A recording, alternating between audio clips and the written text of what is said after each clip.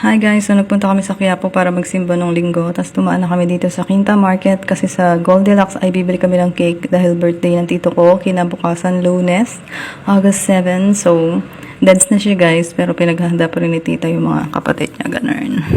So, ayun lang yan. Namimili kami ng cake. Nagmili kami between Triple Delight and Coffee Caramel. So, in the end, Coffee Caramel yung binili namin.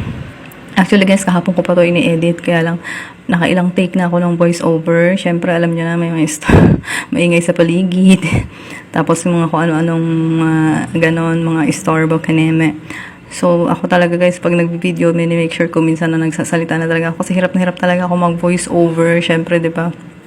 Nauhus yung boss mo, nasasakit na yung lalamunan mo, ang daming maingay sa paligid, so struggle talaga. So, ayan na pala yung cake na binili namin guys. Akala nga ni tita, may nakaiwan pa nung naka-paper bag, hindi niya, nakalimutan niya na may binili pa kaming loaf bread. So, ayan yung labas, binidyo-videohan ko lang. Tapos, ayan pala yung binili naming loaf bread guys. Okay naman siya, pero hindi ka na bibili ulit. Mas masarap yung ube kasi sa munggo. Ay, so, ayun nga. Hindi ko lang alam kung kami lang ba yun, pero hindi kami masyadong nasiyahan. Okay. So, okay lang siya. Ganun lang. Tapos, ayan yung cake. Siyempre, ayan, tada! May nakalagay na dedication. Happy birthday in heaven. Ganun. So, coffee caramel pala siya, guys. Akala ko nung una natikman ko yung, matabang. Matamis din pala. Tapos, ayan na, nagluto lang si tita ng minudo. Minudong baboy. So, ayan. Tapos, syempre, ayan, hinahalo-halo lang.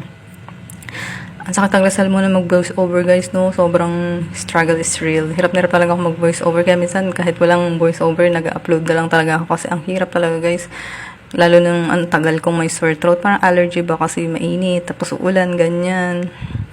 Masakit sa lalamunan, guys. So, ayan na yung minudo. Tapos, nagluluto din pala ng pansit si tita. So, ayan, nagigisa na siya ng mga bawang sibuyas. So, ayan, yung basic. Siyempre, diba, ginigisa talaga. Tapos, siyempre, katulad niyan, mag-voice over ka na, ubusan ka na ng sasabihin.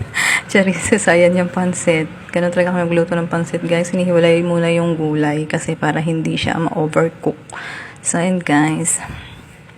Tapos, ayan na, nilagay niya na yung noodles. Hinalo na rin niya yung nauna nang niluto na veggies.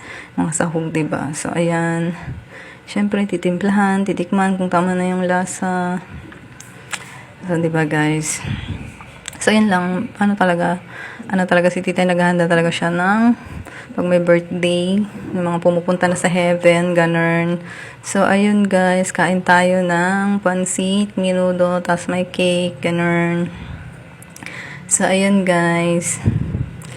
Ayan, halo-halo lang para magpantay yung lasa.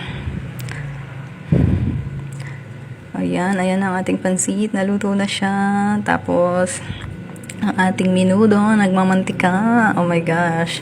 Tapos, ayan, gumawa lang si tita ng homemade avocado ice cream for dessert. And, syempre, hindi mawala ang ating prutas because prutas is life. Ayan, ang ating pakwan. Ano tawag dyan? Basta yung dilaw na pakwan, alam nyo na yan. Tapos yan, syempre, wow, lagi ikaw, charis. Parang syempre, ang init-init.